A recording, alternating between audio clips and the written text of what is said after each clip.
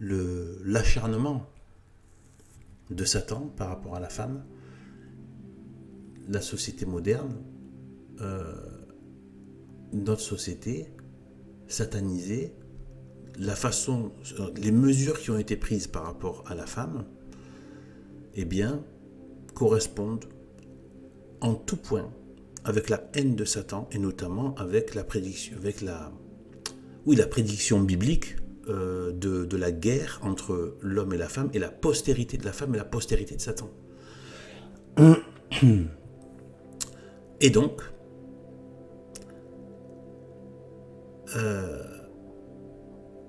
ça implique que c'est bien une raison surnaturelle qu'il y a derrière le côté, les mesures qui sont prises dans la modernité satanique. Alors, je vais faire point par point. La virginité, condition, on l'a vu dans la vidéo précédente, dans la numéro 2, que la virginité était, et le fait que qu'elle n'ait pas connu d'homme et qu'il ne naisse pas, qu'il ne s'incarne pas dans un corps où l'homme a posé sa semence. On a vu que c'était une monstruosité. Donc c'est tout à fait pur et sain et d'une immense intelligence. Donc,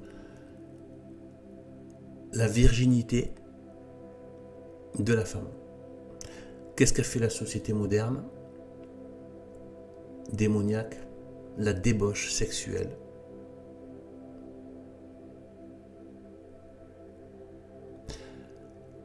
La débauche sexuelle pour s'assurer que au plus jeune possible, la femme non seulement perde sa virginité, c'est déjà une des plus grandes victoires, c'est le début de la perversion. Beaucoup de femmes ne se rendent pas compte à quel point ça a déterminé beaucoup de choses chez elles, la première fois qu'elles l'ont fait. Et surtout si elles l'ont fait, bon, la plupart maintenant le font bien évidemment hors mariage et dans de la concupiscence de la chair. Et parfois dans des milieux sociaux, voilà, malsains, etc. Et tout, c'est pas des braves Jules, hein, des braves hommes. Donc voilà. Et en plus des partenaires multiples, mais ça on va y revenir. Donc des partenaires multiples aussi. Donc c'est vraiment la destruction de la virginité.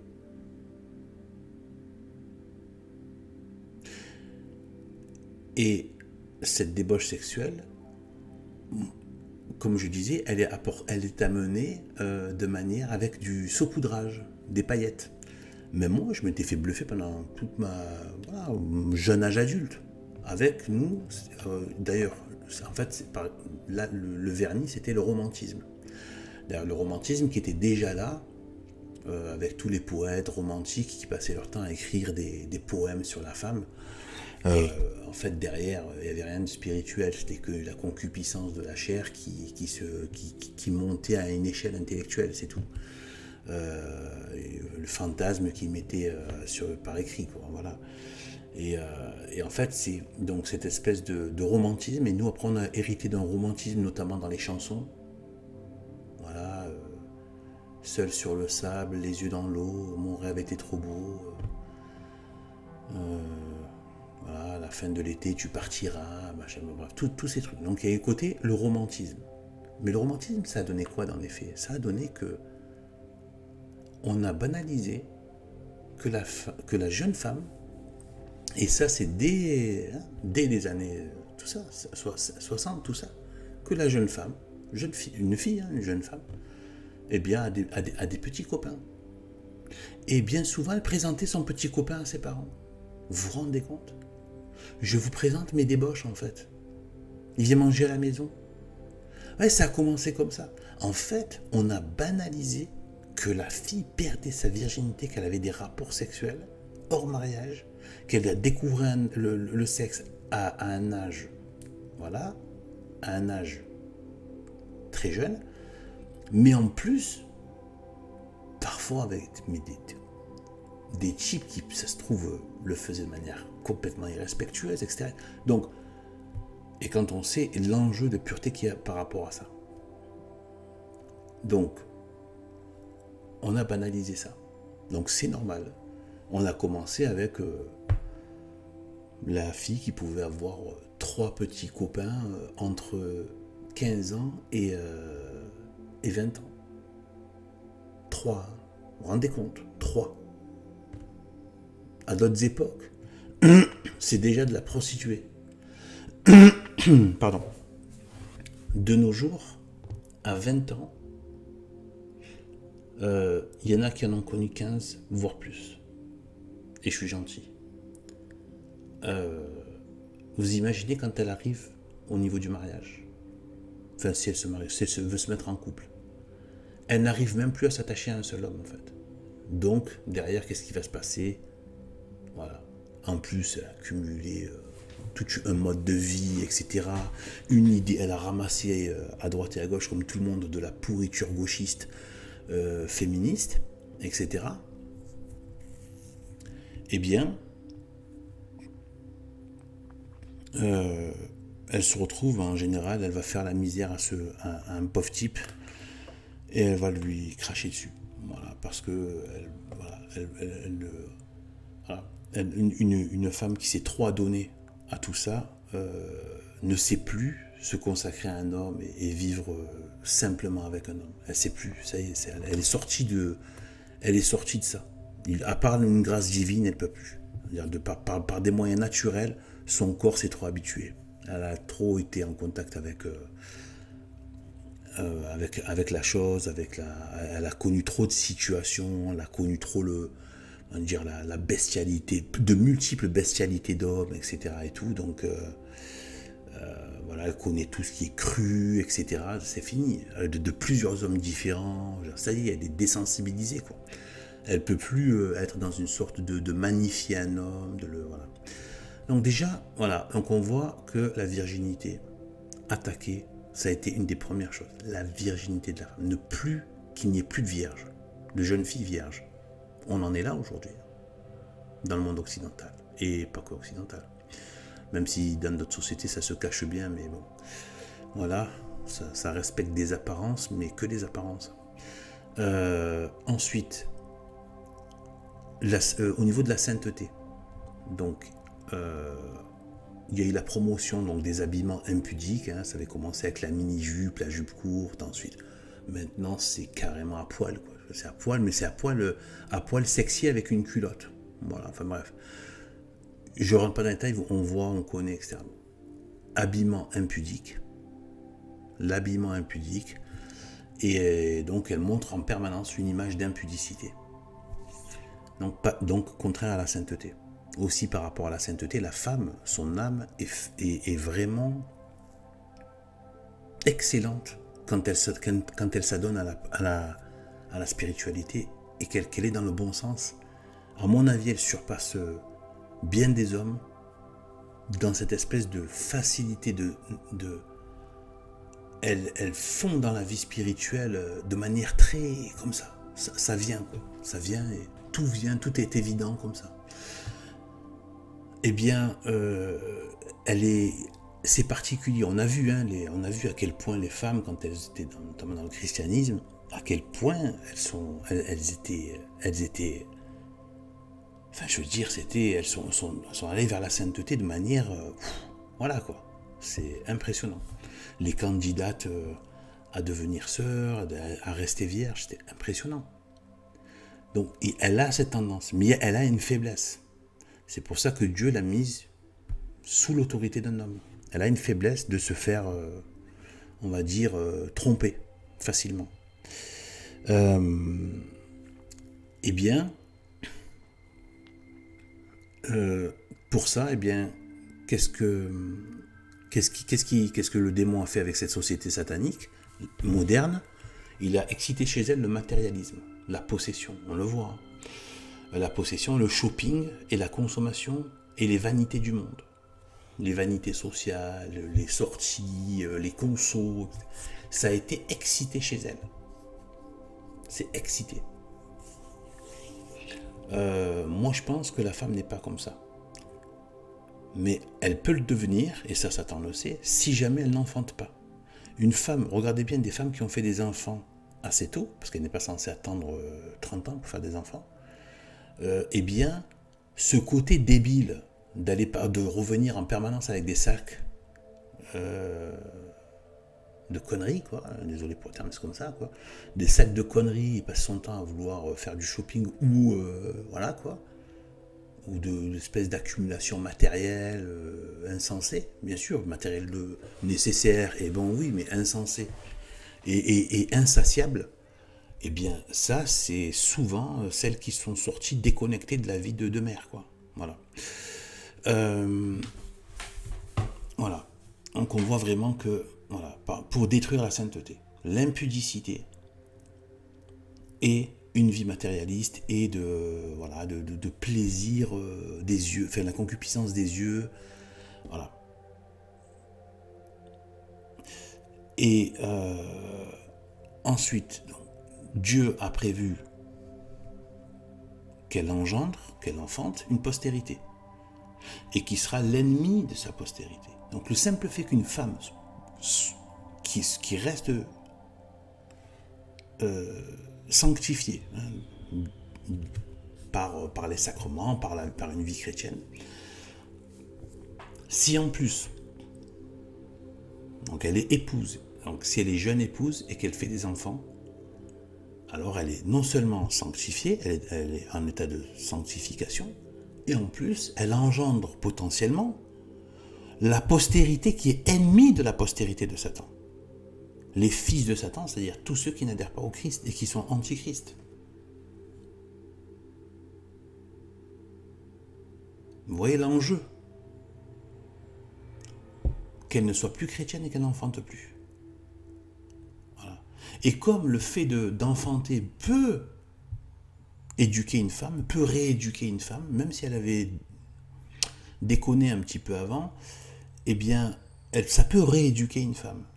Si elle n'est pas partie trop loin dans le mauvais, elle peut revenir, voilà, elle peut revenir en se posant dans le foyer, si elle n'est pas allée trop loin. Eh bien, il faut empêcher. Même la non-chrétienne, il faut l'empêcher qu'elle se concentre sur le foyer, parce que le foyer va être le début de la vertu, voilà, pour la femme. Et va la contraindre à une vie vertueuse. Et de manière voulue aussi. Elle ne va pas se sentir lésée, au contraire. Les femmes sont très heureuses de s'occuper des enfants. Elles aiment ça. Donc, voilà, donc engendrer des enfants. Alors qu'est-ce qu'il a fait contre ça? L'avortement, la contraception, et évidemment la débauche sexuelle. Encore là aussi, ça joue aussi contre l'enfantement. Parce que forcément, si tu veux pas, si tu as envie de faire de multiplier les partenaires, ben forcément, tu vas pas faire des enfants au milieu, quoi. Donc ça, l'avortement et la contraception. Empêcher la reproduction, la création d'une postérité de la femme. Elle pourrait, mais comme il faut quand même que la femme engendre des enfants, sinon il n'y a même plus de bétail, entre guillemets, je veux dire, aux yeux du système, eh bien, soit il est fait la promotion, comme on le voit aujourd'hui, notamment dans tous les pays satanisés de l'Occident, qui ont un niveau de satanisme hallucinant, eh bien, ils font la promotion de la natalité. Là, ils sont pour la natalité immigrée non chrétienne, parce qu'ils ne vont même pas prendre une natalité immigrée chrétienne. Non, c'est une natalité immigrée non chrétienne, essentiellement musulmane. Donc ils font cette promotion-là afin qu'il n'y ait pas d'enfants chrétiens qui viennent dans cette société et qui soient élevés dans le christianisme.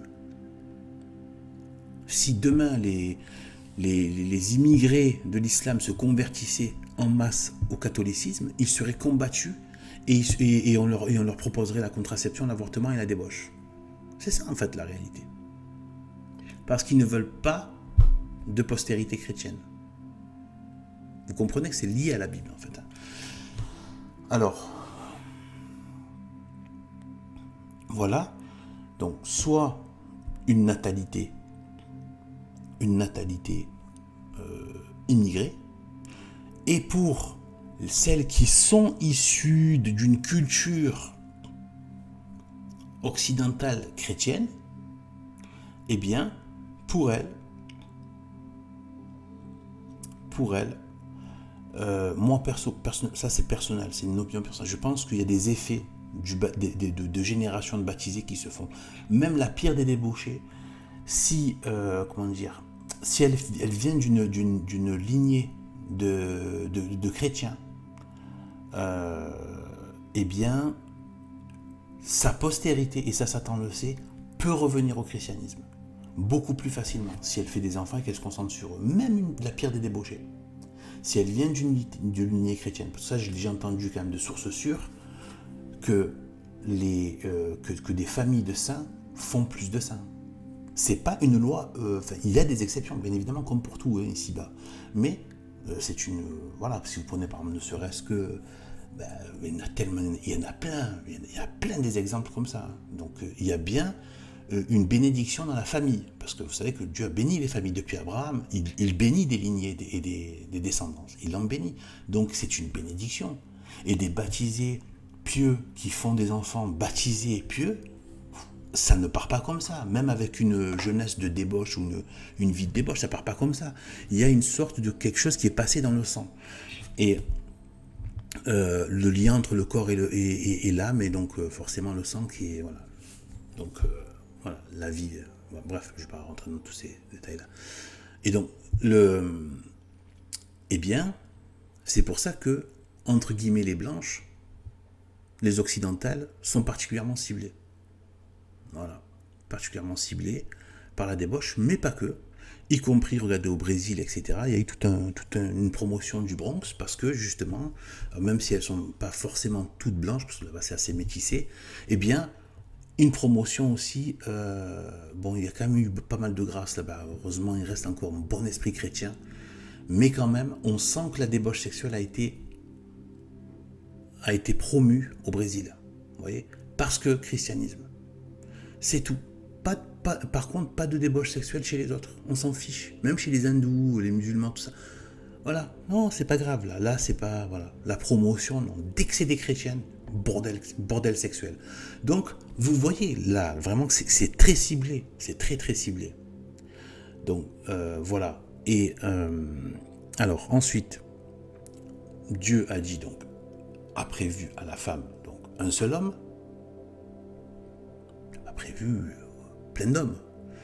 Donc, un seul homme, eh bien, Satan détruit cela dans la vie de la femme en faisant, voilà, c'est ce qu'on a déjà dit, mais là c'est important par rapport au fait qu'elle est normalement faite pour un seul homme, eh bien, elle est poussée à avoir des partenaires multiples, des partenaires de débauche.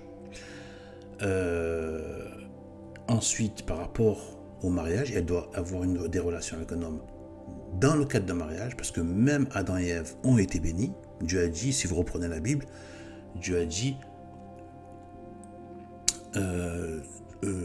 non, Dieu les bénit et il leur dit, soyez féconds et multipliez-vous voilà, sur la terre. Mais Dieu les bénit, ça veut dire qu'il les a bénis. Il faut une bénédiction d'une union. Même Adam et Ève ont été bénis avant de se multiplier, d'être féconds. Donc là, il faut donc le mariage. Là, la bénédiction pour les descendants d'Adam, c'est le mariage, qui est une bénédiction, notamment la même bénédiction, parce qu'il y a la bénédiction de Dieu, par le christianisme, bien sûr. Eh bien, qu'est-ce qui est fait comme... qu'est-ce qui a été promu par cette société satanique? Eh bien, c'est l'union libre. L'union libre. Voilà. Et le Pax, vous savez, la destruction du mariage. Voilà. Donc, pas de bénédiction de Dieu dans les unions entre hommes et femmes. Vous vous rendez compte, hein, le degré de satanisme. Ensuite, mère au foyer.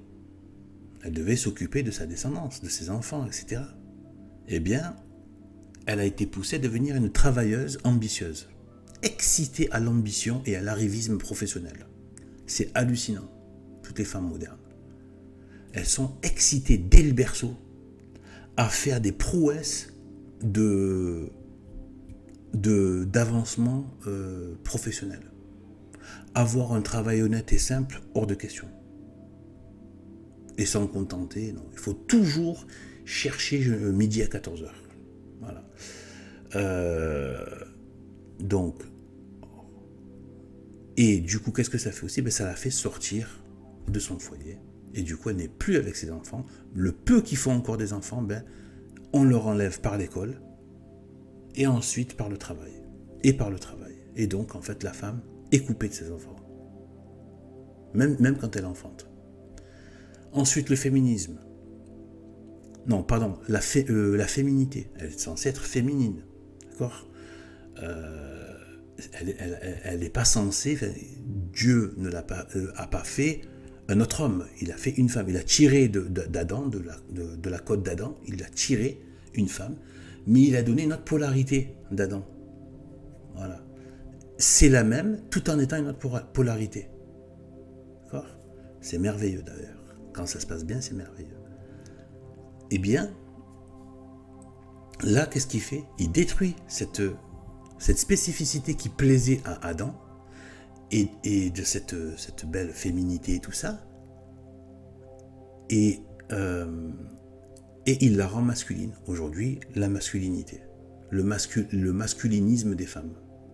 Voilà, qu'elles veulent devenir des mecs, des comportements d'hommes, des façons de se comporter d'hommes, etc., etc., des aspirations d'hommes, des façons de parler d'hommes, etc., etc.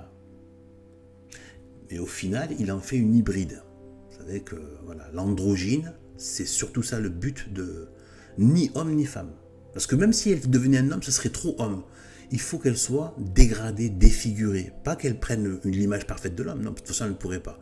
Mais c'est qu'en fait, le côté hybride, voilà, ça correspond à la langue de Satan qui est toujours dans la duplicité et il sait qu'il va pouvoir embrouiller, emmêler les pinceaux, etc. avec tout ce qui va être hybride.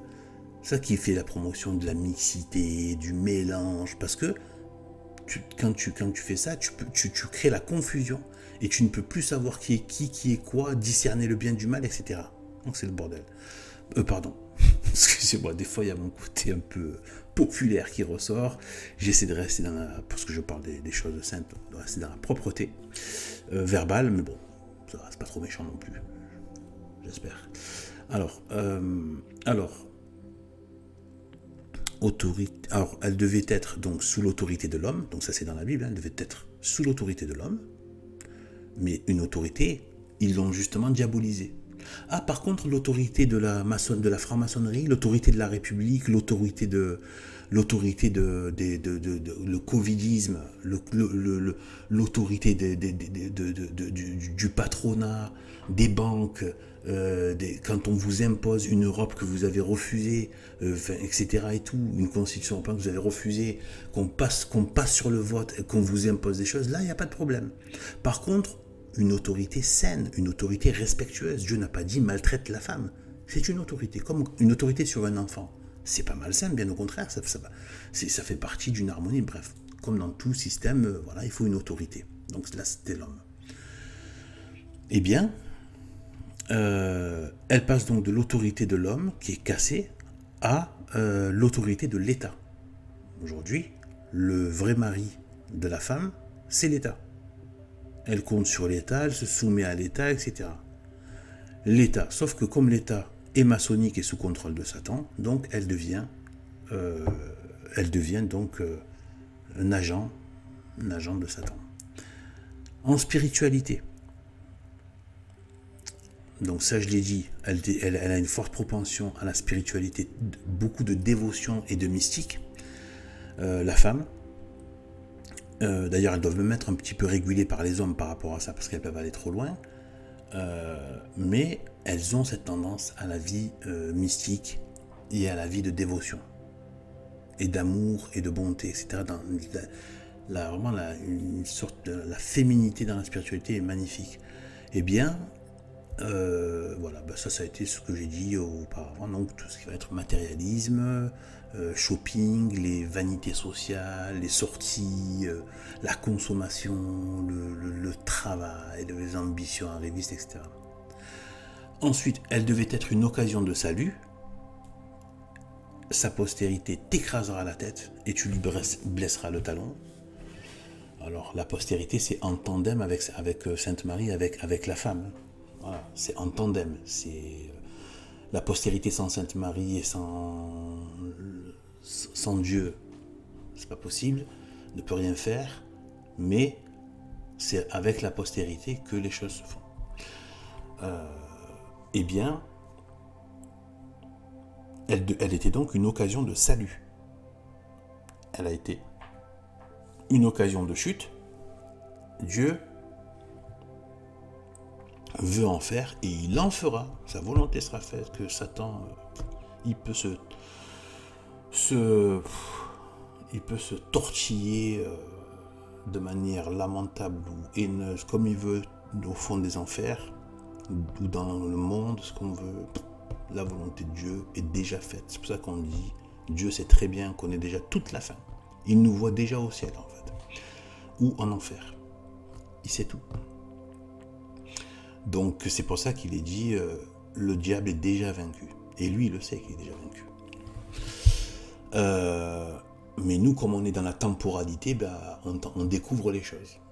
Mais dans l'intemporalité, il est déjà vaincu. Alors, l'occasion de salut, eh bien en fait, il en a fait une occasion de chute. Voilà. Puisque l'ouvrant, la rendant disponible à la concupiscence de la chair, elle devient aussi une occasion de chute pour l'homme, pour elle-même aussi, pour l'homme, pour ses enfants, du coup, en tant que modèle, etc., ses filles, etc. Elle devient une occasion de chute. Beaucoup d'hommes se mettent à vouloir faire leur petit numéro de claquette sociale pour pouvoir plaire aux femmes, donc du coup ils s'adonnent à la concupiscence de l'orgueil, etc., de l'argent, etc., pour essayer d'avoir de la femme. Voilà. Bon, donc elle devient une occasion de chute pour l'humanité, puisqu'elle va faire des générations qui vont devenir la postérité de Satan. Au lieu de devenir la postérité de Dieu, enfant de Dieu, une postérité de baptisés et d'enfants de Dieu, elle va du coup, donc Satan met en place tout ça, cette société moderne satanique, pour que la femme, donc tout ce que j'ai dit là, est en finalité, eh bien qu'elle génère la postérité de Satan et non pas la postérité de Dieu.